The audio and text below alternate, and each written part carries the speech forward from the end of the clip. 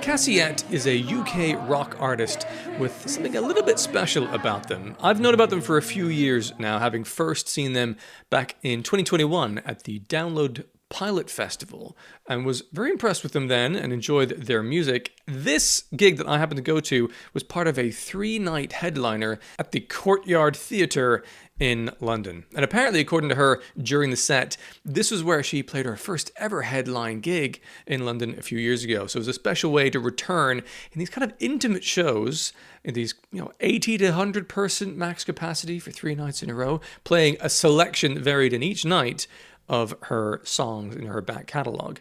Before we get to her set in particular, the opening act was called Love Rarely and had some really impressive musicianship. Every single person on an instrument was phenomenal. My voice went high because I was really genuinely impressed with how good and technical they were. They were playing to a click track, and yet it was very fluid. It felt kind of real and loose in the moment. But the design of their songwriting was really impressive. The drummer was fantastic. There were a couple of drum beats in particular that were quite interesting and creative, doing double kicks whilst doing tom sticking at the same time in between the snare. Some really good imagination in the songwriting and some of the details on all the musicianship, but also the songs themselves. It was very progressive in structure, sometimes kind of confusing to keep on track of as a first listen. And the vocals over the top were pretty intense. There were moments of like scream vocals where even they dropped to their knees on the ground and were giving it absolutely everything down there as well. They were very high energy and emotive so often through the songs with those. Also, there were some melodic moments here and there, and largely I think those were pretty decent. Like the quality of the vocals there were pretty good on the whole. A couple of moments that didn't quite land for me, but they were very rare, I'd say. This kind of band is a very emotionally expressive and winding and unwielding kind of, structurally sort of proposition. And I'm sort of surprised that, given the lack of knowledge it seemed like the crowd had about them and their music, they seem to go down largely pretty well, especially for that kind of music, which is difficult to translate live, I think, because it's so unpredictable to listen to. And there's a lot of very harsh vocals that go into that, and not everyone's necessarily here for that. So they actually were received quite well, I think. And they're an interesting blend of different influences. Some absolutely marvelous moments in there. It's also quite challenging music to absorb in a live environment. So that was a pretty interesting, actually, quite decent opener. But largely people were here for the main event, being Cassyette. And I was so looking forward to seeing her at this gig because the last time I saw her perform was on the Bring Me the Horizon tour at the O2 Arena, but unfortunately she was not well enough to sing her full vocals. I had a backing track and take her to those things. It was great to be in a small venue like this, up close and personal, hearing the full force of her vocal ability careening its way into the ears of everyone into that venue. She has an incredibly powerful set of vocal cords, and pitching is phenomenal throughout the set. And also there's a character to it. There's a kind of a husky timelessness to her vocal character, which live especially, I think. On record, it's pretty decent. Live, there's something completely captivating about that sound.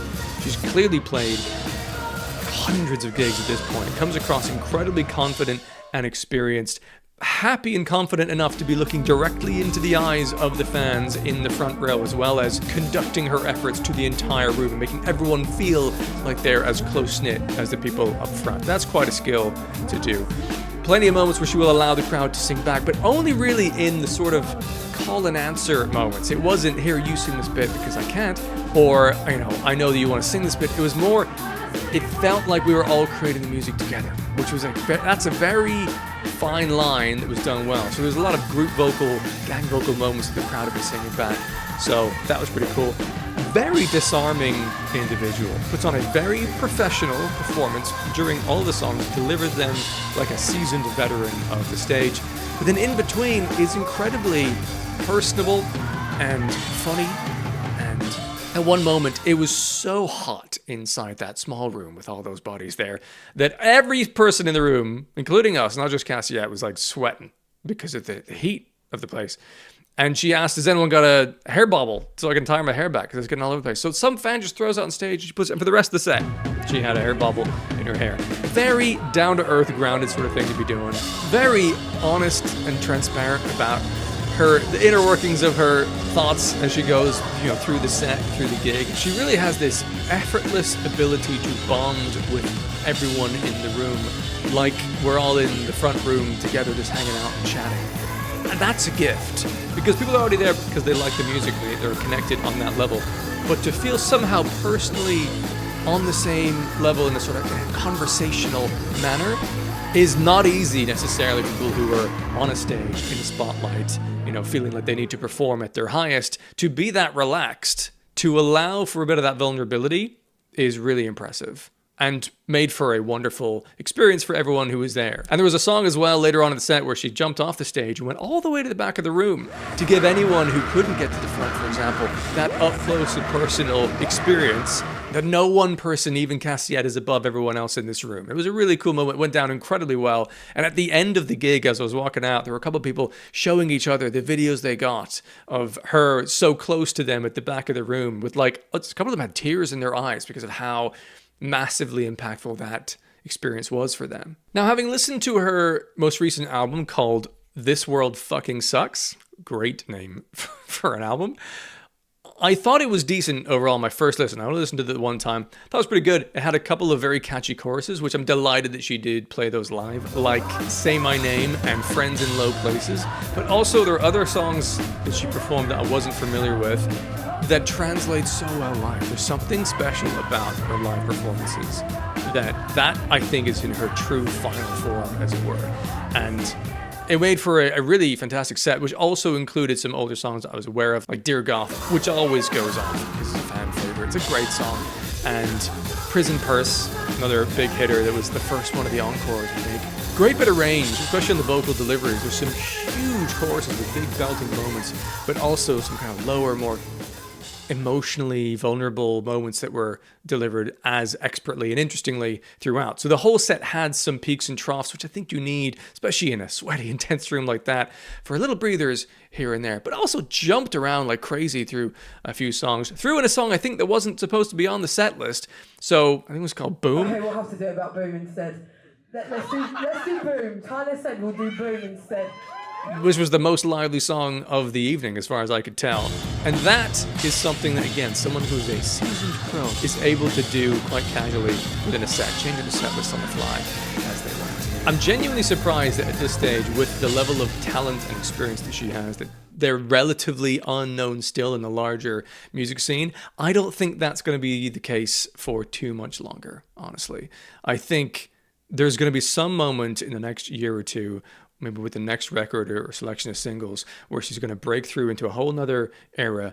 She's just too good not to. I mean, the fact that she ended up on the support slot on the Bring Me the Horizon UK tour of arenas says a lot about the potential there.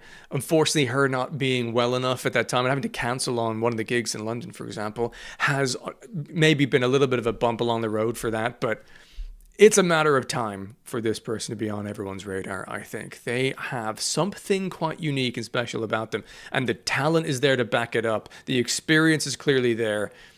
It's all in place for good things in future. So for the fans who do love her music and have been aware of her for a while, it felt like a pretty special moment to have such small venues in this special kind of 3-night run in London to get up close and feel more connected to this artist in this time before this future when they'll probably be significantly too big for gigs of this size. Though, if they do get to play in larger rooms soon, hopefully they won't be quite as hot and sweaty. To give you an indication of just how sweaty and hot it was in their room, when the gig finished, she left the stage and the lights come on and everyone starts milling out the door.